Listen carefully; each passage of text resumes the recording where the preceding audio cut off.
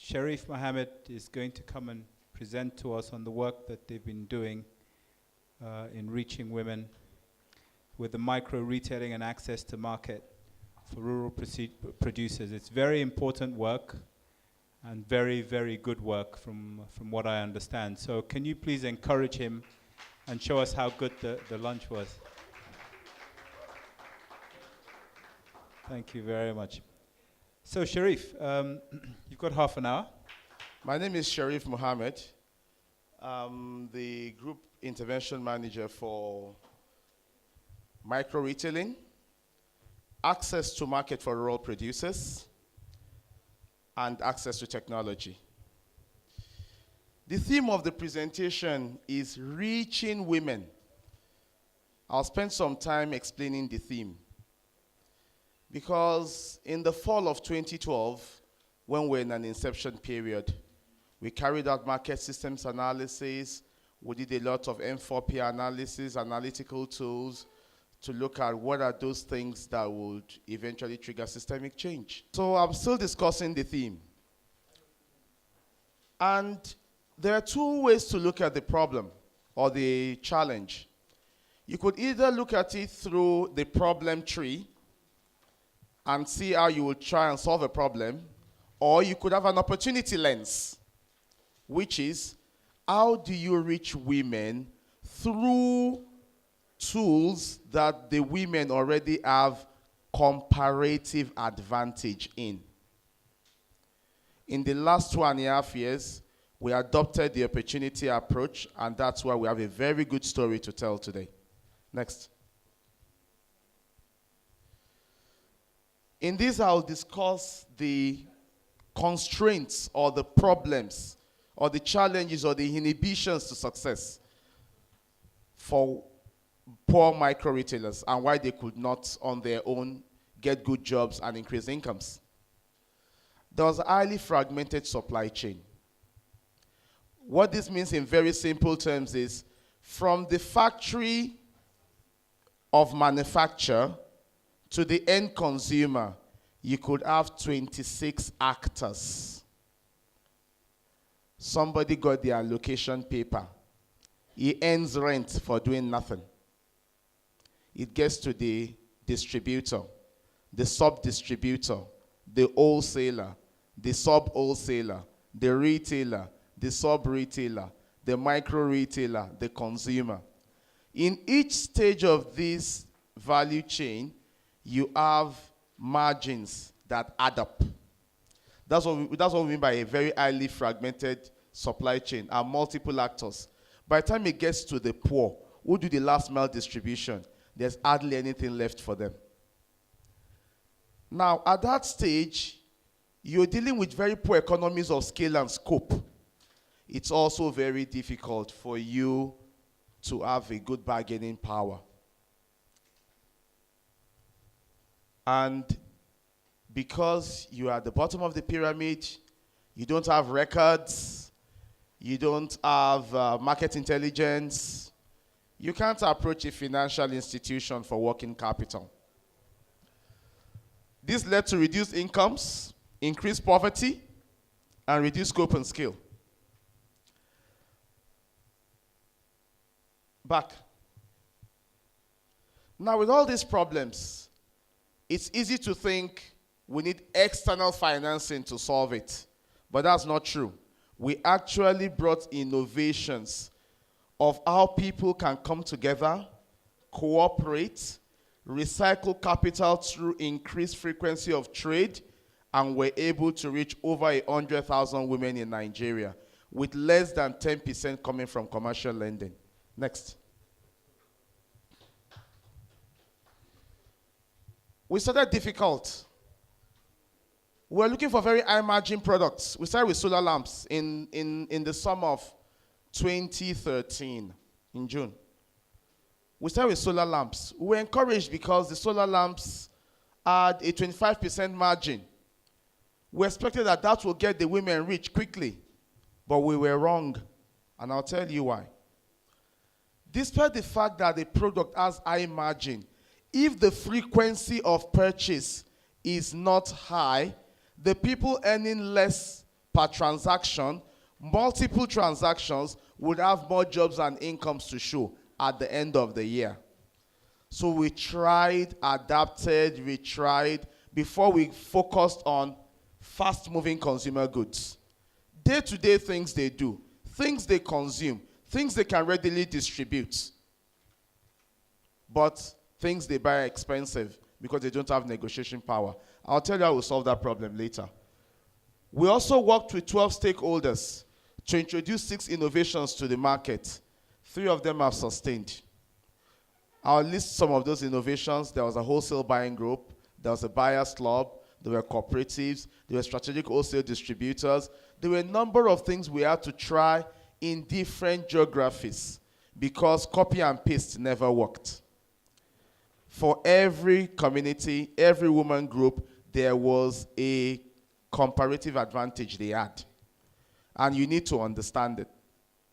Then for you to get people into groups, there are dynamics of team building, building of trust, building of cooperation between the supply chain distributors, the apex cooperatives, the micro-retailers, their record keeping, use of market intelligence, being able to react to market opportunities. These were things we had to build up over 3 years. We iterated the various models to work out the best ways to apply them and achieve success. The very good news here is that when we reached our tipping point, replication and growing of numbers became very easy. It took a lot of time to get it right, but the moment you spend so much effort in putting the foundation together, once it's adopted, replication and scale is quite easy. Next. Some of the things we did intervention, I will quickly run through. The first thing is that we did studies on consumer preferences. What do you want to buy? What do people have on their shelves? What is of high frequency? What are the things with low shelf life? What stock keeping units are common? How easy is it for the existing supply chain to make it profitable for people who are not well read to do good business and earn money and get confidence and power and agency? The next thing we had to do is go to big cooperatives in Nigeria who are the structure. I'll give one of them 5 minutes to tell us about what they do in that cooperative. It's a woman-owned cooperative. They succeeded in reaching out to more than 100,000 women in 21 states of Nigeria. It's called the Quintessential Business Women Association. The only thing they did not do was turn me into a woman. Falake, please come up and talk for 3 minutes what KBWA does. I'll bring the presentation here.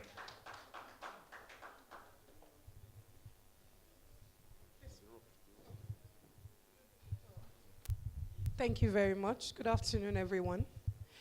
I'm representing the Quintessential Business Women Association, and we are a social business enterprise. We have chapters in 36 states, including the FCT.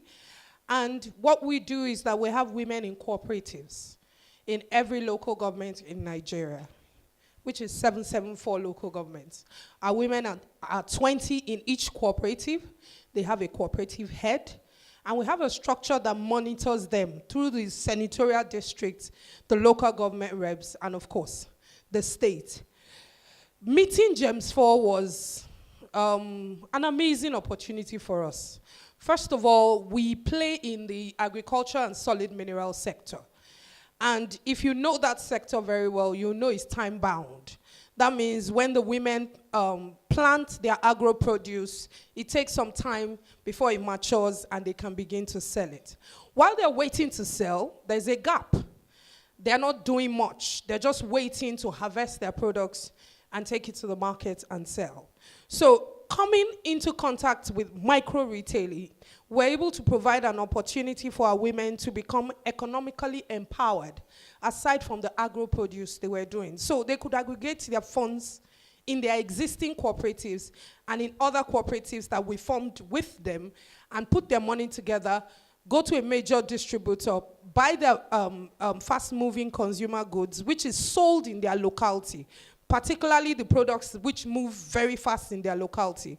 And they could sell it and make money while they're waiting for their agro-produce. And this made them begin to look at it as a better opportunity than just doing farm work, which is tedious and has a lot of risk. And of course, while we were doing that as well, we discovered that for them to actually aggregate and be able to buy more, they needed access to finance. And with the help of Buyers Club, we're able to verify our women for the BOI loan, and quite a number of them were successful. They were able to get monies, 50,000, 100,000. They were able to get monies, 50,000, 100,000, to put into the Buyers Club, aggregate together, and buy produce. Our women are doing exceptionally well. Thank you, GEMS4. Thank you very much. She has just explained this slide because this is the cycle of the life of what they do. And we're very proud of worked with them. If you look at this, it starts from the studies to the building the capacity of KBW and other partners we had, and teaching them more things about the cooperative model, the bylaws, record keeping, how to access finance, how to share dividends, and also the cooperative exchange. We have another partner who is not here from Ibadan, the Ibadan Cup Co. They've been able to run the full gamut of what you have in this intervention sequencing and more. They were the people Emeka was discussing with you with MasterCard partnership, trying to deliver loans through cards and save on time. So success leaves clues. When you get an idea right, it's easy for people to copy it, and the potentials are great in Nigeria. Next. In terms of impact achieved, back, we had 1,755 full-time jobs. Most of these jobs coming from KBWA, and I'll tell you why. They needed warehouse staff, drivers, attendants, storekeepers, aggregators. When you add value to a system, there's really more work for people to do, and it's easy to replicate. In terms of incomes, we impacted over 106,000 people, 94,000 are women, because it's actually a women organization with a few good men like me. And we've had 19 million pounds increased income GBP. Next. Definite potential for replication in new areas and in new states. Nigeria is not saturated. I can assure us they are less than 5% of the Nigerian potential. We're just very proud of an example that has worked. If you're looking at livelihoods, economic empowerment for the poor, this structure is what can work anywhere in Nigeria. The North is inclusive.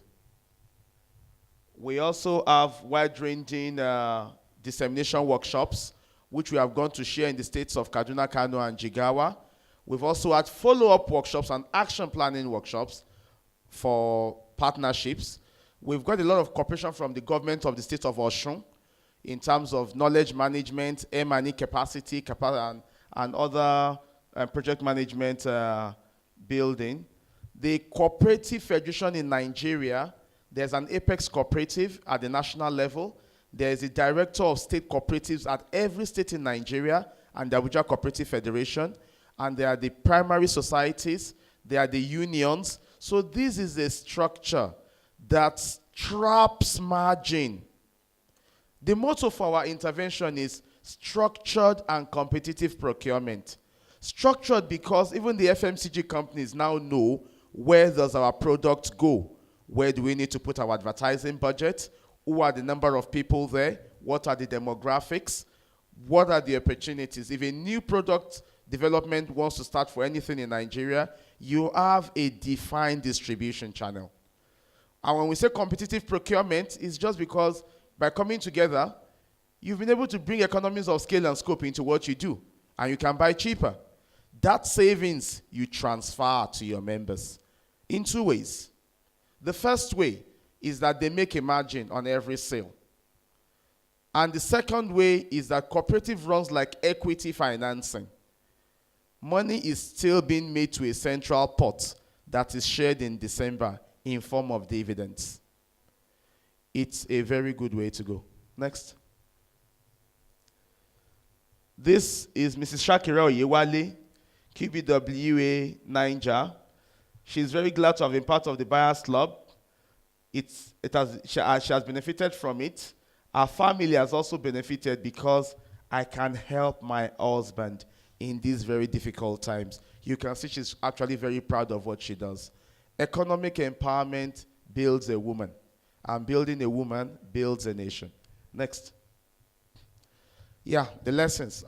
I've discussed some of these lessons, but it's just instructive to still run down through a few of them. The micro-retailing model offers a very viable platform, and it reduces barriers to entry. You are not one person. You are part of a group of 1,000. Your negotiation is collective bargaining, and you would earn more money. You are also part of a structure that will bring in new products for new companies coming into Nigeria because you have a defined distribution channel. Organization and coordination of women. Falakia didn't tell us how difficult it is to get data from our women. And now it's not easy for people to trust that their goods will come when they've paid cash. They have poor knowledge of the supply chain. But these are things we've tried over and over, and it's working. Didn't take time to work because people need to just understand the system and build trust there.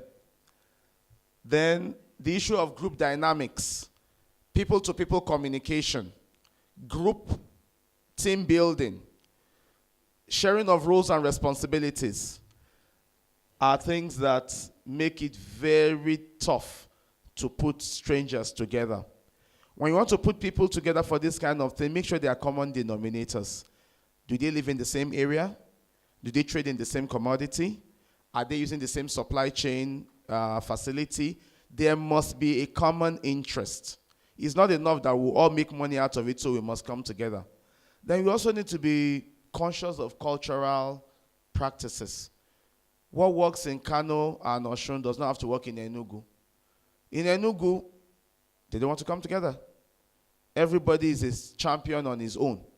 So if you want to help there, you can use strategic wholesale distributors. They know how to manage their local structure, but be flexible and adaptive to what works for the people. What do they want to buy? Don't impose things on them. Next. This is the second part of the presentation. And you'll see a woman with shea nuts grounded in a bowl. That shea nuts has now turned to the first stage of processing before it becomes shea butter. This intervention was called Access to Market for Rural Producers. And like EBW has learned from us, we've also learned from them. We've also found out that even in the times the women are farming, what are the assets they have? What are those things they are missing? How can we turn it into money? So we went to Nasarawa State, Bida, Mina, Pategi, and found out that there was a lot of shea nuts there. The big companies abroad in Lagos, in Ilorin, who process these nuts need 5 metric tons, 15 metric tons, 10 metric tons. So what did we do? We started putting the women into groups. Into groups. So if a group is getting 330 kg, it moves to 100 kg, it moves to 50 kg. Then we have another layer of aggregation where 30 plus 20 plus 100 becomes half a metric ton with time. And we built that structure to make it easy for the big companies to buy from them. Not rocket sciences. We linked people to market by creating a structure of a company that would add value. By adding value, they can sell in other places. Next. The market constraints are similar. They are often dependent on small-scale producers, poor linkages to the supply chain. You have poor negotiations, and nobody will give you working capital because you're not even collaterable. What basis will they give you working capital? But you're sitting on money. So how do we develop the structure to make the organic waste into money? Next. So what did GEMS4 do?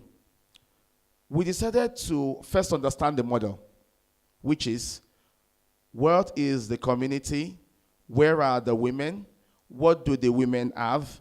How do we get a big company who will need their inputs as raw materials?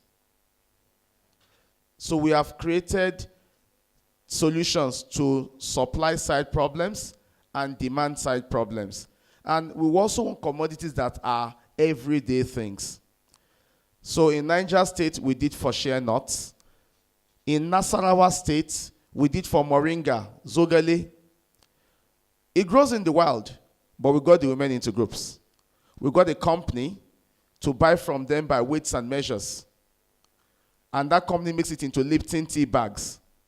The women make money twice. They make money by selling the leaves to the company, and they also make money by going back to pick the tea bags from the finished product to resell and make a margin. It's just about being creative. And it was, where do women get opportunities, and how do we consciously empower them? We did same in Osun State for the black soaps. And because of time, I'll just narrate on behalf of the MD of Casmo. The black soap is a raw material that comes from plantain suckers, coconut pods. Casmo, please come and tell us what you've done. A round of applause for Casmo. Casmo is the company that makes the black soap into bar, like Dudu Ocean. So after we got the women groups, their company makes it into bar soaps and sells back to them. So they make the money twice. You have only 2 minutes. Good afternoon, everyone. My name is Mohammed Ghazal Kazim, MD Casmo Industry Nigeria Limited, Osun. We were able to improve the lives of the women in Osun, especially at Initial and some other areas.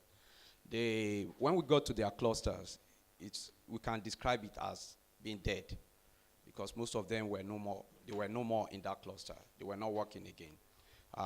They were afraid to expose or tell us anything about their product, thinking that we have come to steal their ideas, and later we'll just flee and will not come back to buy from them. But we assure them that we are ready for them, that as much as they can give us, we'll be able to buy.